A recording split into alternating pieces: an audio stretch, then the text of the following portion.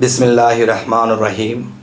হে সমস্ত জগতবাসী, আমি শামীম আলী চিশতি আপনাদের সামনে যে আলোচনাটি নিয়ে হাজির হলাম, সেই আলোচনাটি হলো যে এই পৃথিবীতে কোনো মানুষ যদি যার যার মুর্শিদের দেওয়া সাধনাগুলো করে এবং প্রেম ভক্তির দিক দিয়ে সর্বদিক দিয়ে ঠিক থাকে, তখন সেই মানুষটি কি কি গুণ লাভ করলে সে একজন কামেল পীর হবে। আজকের স্টেটমেন্ট ইনশাআল্লাহ অবশ্যই মন দিয়ে শুনবেন। যে একজন ভক্ত তিনি শিশু হয়, যখন বায়াত গ্রহণ করে তখন শিশু হয়। এই শিশু দিন দিন সাবালক হয়। সেই সাবালকটি কিসের হয়? দেহের সাবালক নয়, সে জ্ঞানের সাবালক হয়। আচ্ছা, তো এখন বিষয়টা হলো, দেখেন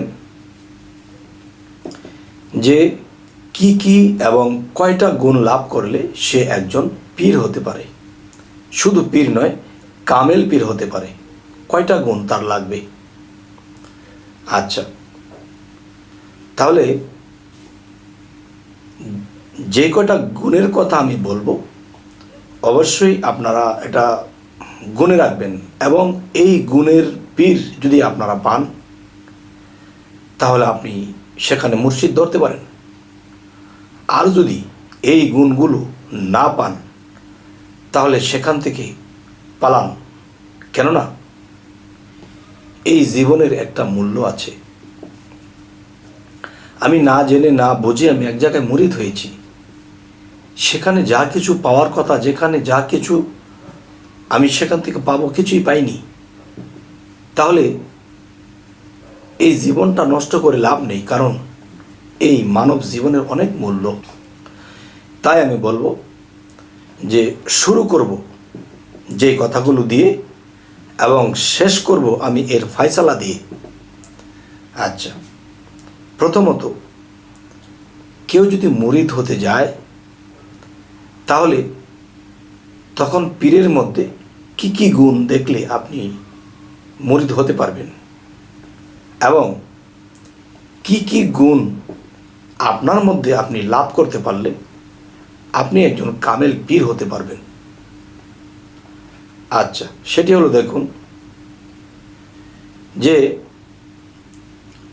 একটা ফলের গাছ যখন লাগানো হয়, তখন বীজই লাগানো হয়েছে, এটাকে আগাছাগুলো পরিষ্কার করে পানি দিতে দিতে একটা সময় দোপাতা নিয়ে এটা ওঠে। দোপাতার গাছের মধ্যে কিন্তু ফুল ফল কিছু ধরে না। যখন গাছটা সাবালক হয়ে গেছে, তখন তার পাতাগুলো ছড়িয়ে গিয়েছে, তার ফুলের কুহি ছাড়তে শুরু করেছে, ফুলের কলিগুলো ছাড়তে শুরু করেছে। এই কলি কিন্তু খাওয়া যায় না। যখন সে কলি থেকে ফল হইতে শুরু করেছে, সেই ফলও কিন্তু খাওয়া যায় না এবং সেই ফল যখন পাকবে, তখন এটা খাওয়ার যোগ্য হবে। তবে দেখেন, গাছটা আজকে বুনেছি, কালকে যদি ফলের আশা করি তা কখনোই সম্ভব নয়। তবে একটা জিনিস কি, যে গাছের গোড়ায় নিত্য পানি ঢালবো, ঠিক তার মধ্যে গাছের গোড়ায় আগাছাগুলো সাফ করে রাখবো। তাহলে কি হবে? গাছের জোর থাকবে। ঠিক একজন ভক্ত যখন মুরিদ হয়, তখন তার সে আগাছাগুলো কি, গাছের চতুর্দিকে আর পানি ঢালছেন, সেটা কি? সেটা হলো, দেখেন, আত্মার খাদ্য হলো জিকির। যে বেশি জিকিরে থাকবে, সর্বদা তার আত্মাটা জাগ্রত থাকবে এবং সে সাবালক খুব তাড়াতাড়ি হবে। এ হলো গাছের গোড়ায় পানি। আর গাছের গোড়ায় যে আগাছাগুলো পরিষ্কার করে দিতে হয়, সেটা হলো কাম, ক্রোধ, লোভ, মোহ, মায়া, মাৎসর্য। দেখবেন মনের গতি এত বেশি, আমি যদি এরকম একটা বাড়ি করতে পারতাম, এরকম একটা নারী পাইতাম, এরকম একটা গাড়ি পাইতাম, এরকম কিছু মন ছোটাছুটি করে। আর এই মনকে ঘুরাইতেছে কে? কাম, কাম, ক্রোধ, লোভ, মোহ, মায়া, মাৎসর্য, এগুলো হলো আমার আগাছা। এই আগাছা নিয়ে যদি আমরা বড় হই, তাহলে দেখা যায় আমরা পরিপূর্ণ পবিত্র মানুষ হতে পারবো না। আচ্ছা, এবার আসি যে একটা মানুষ যখন তরিকতের জ্ঞানের জগতে সে সাবালক হয়, তখন তার মধ্যে কি কি গুণ দরকার, যে গুণগুলি তার মধ্যে আসলে তখন সে একজন কামেল মুর্শিদ হতে পারবে, কামেল পীর হতে পারবে। সেই বিষয়গুলো হলো, দেখুন, যে প্রেম ও ভক্তির দেশে এমনভাবে ডুব দিতে হবে, বিন্দু পরিমাণ অহংকার রাখা যাবে না। ভবিষ্যতে আমি পীর হব এটাও অন্তরে রাখা যাবে না। আমি যে সকল ওলি আউলিয়াদের চরণের তলে আমার মাথা রেখে আমি যেন মরতে পারি, এটাই থাকবে আমাদের ভিতরের চাওয়া, যেন ওলি আউলিয়াদের চরণ তলায় মাথাটা দিয়ে থাকতে পারি। ভবিষ্যতে আমি এত বড় পীর হয়ে যাব, ভবিষ্যতে আমি আউলিয়া হয়ে যাবে, এই ভাব রাখা যাবে না। তাহলে আল্লাহ আপনার থেকে অনেক কিছু ছিনিয়ে নেবে, কারণ সে তো আমার জন্য ইবাদত করে না, সাধন করে না, সে তো এটা হওয়ার জন্য করে, তখন আল্লাহ বেজার হবে। আচ্ছা, দেখবেন পৃথিবীতে একটা বাবার যখন 5টা সন্তান থাকে, তো 5 জনের মধ্যে একজন যোগ্য হয়েছে, এটা বাবা তার খবরটা জানে যে আমার এই ছেলে আমার হাল ধরতে পারবে, কিন্তু সেই ছেলের কোনো চাওয়া পাওয়া নেই। সে একনিষ্ঠভাবে শুধু বাবাকে ভালোই বাসে এবং তাকে মেনে চলে। তো এখন বিষয় হলো যে তখন বাবা যখন নীরব থাকে বা একটা অবস্থানে থাকে, তখন বাকি 4 জন ছেলে এসে বাবাকে বলে, বাবা আমাকে বাড়িটা লিখে দাও, আমাকে জমিটা লিখে দাও, আমাকে ওটা লিখে দাও। আরেকটা ছেলে যে আছে, সে কিছুই চায় না, বাবার সেবা করে বাবার কথা মতো চলে এবং তার ঠান্ডা মস্তিষ্ক, লোভ লালসা এরকম কিছু নেই। তখন সেই বাবা এসে বলে, বাবারে, সেই ছেলেকে বলতেছে যে চরিত্রবান, তুমি আমার সংসারের সমস্ত দায়ভার সমস্ত তোমার কাঁধে নিয়ে নাও, আমি আর বেশি দিন বাঁচব না। কিন্তু দেখেন, বাকি ছেলেরা কিন্তু চেয়েছে, তারা কিন্তু পায়নি, কারণ তারা এই সম্পদ নষ্ট করে ফেলবে, তা এটা ঠিক রাখতে পারবে না। আর বাবা জানে কে পারবে। তাহলে সেই যাকে ডাকিয়া দেওয়া শুরু করলো, সে কিন্তু কখনোই চায়নি, আর তার মন হলো আমার বাবার সেবা করব, আমার বাবাকে আমি যেন মেনে চলতে পারি। তার আর কিছু চাওয়া নেই, কিন্তু তাদের কিন্তু চাওয়া আছে, তারা কিন্তু পায়নি। আর যে না চেয়েছে তাকে কিন্তু দেওয়া হয়েছে। ঠিক এই পৃথিবীতে আল্লাহর সাধনা, আল্লাহর কাজ যখন করব আমরা, তখন আমাদের মধ্যে কোনো চাওয়া পাওয়া কিছুই রাখা যাবে না। যদি চাওয়া পাওয়া রাখি, তাহলে আমাদের দ্বারা আর কিছুই হবে না। যাই হোক, হে সমস্ত জগতবাসী, আরও একটি বিষয় হলো যে কয়টা গুণ লাগবে একজন মানুষ মুর্শিদ ভজনা করে কামেল মুর্শিদ, কামেল পীর হতে হলে কয়টা গুণ লাগবে? একটা গুণ হলো সে বেশিরভাগই নীরব থাকবে, 10টা কথা না বলে সে এক কথায় 10 কথার ফয়সালা দেবে, এক। দ্বিতীয় হলো, যদি কোনো ভক্তকে মুখে একটা বাক্য দিয়ে বলে, যাও তোমার এই কাজটি হয়ে যাবে, সেটা হবেই, হয়ে যাবেই।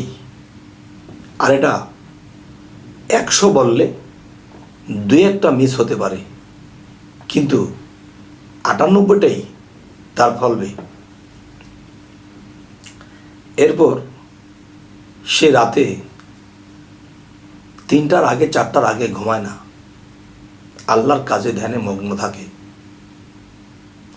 এবং কেউ যদি কোনো স্বপ্ন দেখে আর সে স্বপ্নের ব্যাখ্যাটা যদি দিয়ে দেয়, হুবহু ব্যাখ্যার ফলাফল সেই ভক্তটি পাচ্ছে। যে আমার মুর্শিদকে জিজ্ঞাসা করেছি, এই স্বপ্নটা দেখেছি, আমার মুর্শিদ বললেন যে দেখো তোমার এই জিনিসটা ঘটবে, সেটাই ঘটেছে। আচ্ছা, এরপর কাউকে সাধনা দিয়েছে, বাবা তুমি যদি এই সাধনাগুলো এই নিয়মে করতে পারো তাহলে তুমি এই জিনিসটা দেখতে পাবে। আর এই নিয়মে যদি করতে না পারো তাহলে দেখতে পাবে না। কেউ দেখতে পেরেছে ওই নিয়মে করে। এবার আসি যে সেই ব্যক্তিটা সারাদিনে দুবেলা যদি খায় অল্প, তার খাদ্য বেশি কখনোই হবে না, এবং তার চেহারাটা থাকবে নূরে ভরপুর, নূরে নূরান্বিত থাকবে তার চেহারা। আচ্ছা, কোনো রোগী যদি আসে তার কাছে, বাবারে আল্লাহ ভালো করবে, কিন্তু আল্লাহ যে ভালো করবে নাসর বান্দা তো ছাড়ে না।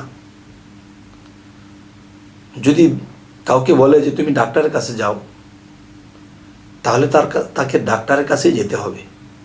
আর যদি মাথায় হাত দিয়ে বলে দিয়ে যাও তোমার রোগ ভালো হয়ে যাবে, সে কালকে থেকেই ভালো হয়ে গেছে।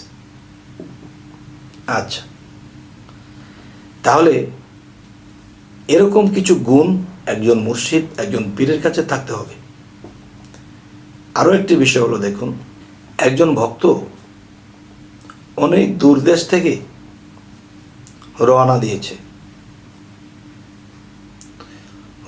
দিয়েছে, এখন কিন্তু সে ফোনও দেয়নি, বা সে আগে বলাও ছিল না যে সে যে আসবে। তখন মুর্শিদ ঘরে বসে বলবে যে কিছু ভাত তরকারি একটু বেশি পাক করে রেখো, দু একজন লোক আসতেছে। তাহলে বোঝা গেল কি, সেই পীর সাহেবের এলমে লাদুনি আছে। আর এলমে লাদুনি খুলতে হলে কি করতে হবে? যে অতিরিক্ত সাধনা করতে হবে। আর যেই সাধনাগুলো যার যার মুর্শিদ দেবে। আচ্ছা, আরও কিছু বিষয়, যেমন একজন ভক্ত এসে বলতেছে, বাবারে আমি আপনার কাছে এসেছি, আমার পিতা তো মেডিকেলে সে মৃত্যুর সাথে পাঞ্জা লড়ছে, ডাক্তাররা বলেছে সে মনে হয় আর বেশি দিন টিকবে না। আমি এতদিন বিদেশে ছিলাম, বাবার সেবা যত্ন করতে পারি নাই, একটু দয়া করবেন, আপনার সাথে আল্লাহর সাথে সংযোগ আছে, দয়া করে আল্লাহকে বললেন আমার পিতার যেন আরেকটু হায়াত হয়, তাহলে আমি কিছুদিন বাবাকে সেবা করে দিতে পারবো। তখন পীর সাহেব তো নিচের দিকে তাকিয়ে আছে, নিচের দিকে তাকিয়ে তার কথাগুলো শুনতেছে। এখন বলতেছে যে বাবা তুমি চিন্তা করো না, তোমার বাবাকে কোন মেডিকেলে রেখেছিলে? এমুক মেডিকেল, যাও তোমার বাবা সুস্থ হয়ে যাবে। কিংবা কিছুক্ষণ পরে আবার বলতেছে বাবারে তোমার বাবা সুস্থ হয়ে গেছে। তিনি নিচের দিকে তাকিয়ে বলছে ওই দেখো তোমার পিতা আসতেছে। তখন সে তাকায় দেখে, হায় হায়, আমার পিতাকে তো মেডিকেল ভর্তি ছিল, মৃত্যুর সাথে পাঞ্জা লড়ছে। এখন পীর সাহেব বলল ওই তো আসছে তোমার পিতা, সে সুস্থ হয়ে গেছে। সুবহানাল্লাহ। তাহলে একজন কামেল পীর হতে হলে এই পৃথিবীতে মরার মতোই মরতে হবে। যদি কেউ মরতে পারে তাহলে সে পূর্ণ জীবিত হবে, আর এখানে সে যদি কেউ জীবিত থাকে তাহলে তার একদিন মরতে হবে। তাহলে সেই মরাটা কি? জিন্দা মরা, আর সেটার নামে হলো মুরিদ হওয়া। তাই বলবো হে সমস্ত জগতবাসী, তো এরকম হব এরকমও আশা রাখা যাবে না।